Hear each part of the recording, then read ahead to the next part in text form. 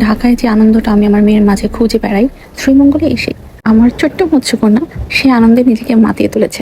শ্রীমঙ্গলের এক রিসোর্টে এসে বেলকনির কোণে ঘেঁষে থাকা এক ছোট্ট বাচ্চা দেখে খাদিজার যে কি আনন্দ।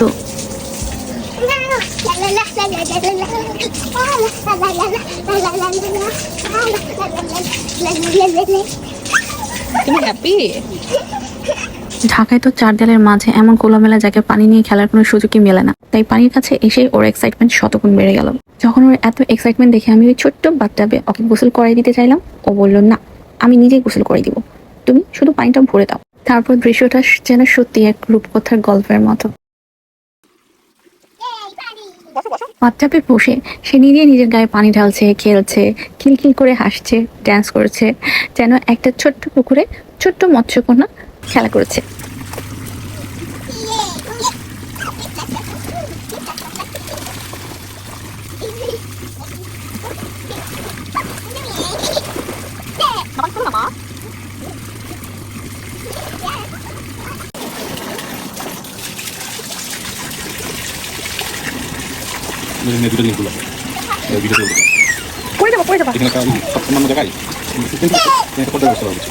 ওরা সবকিছু খোলা খোলা করে রাখে।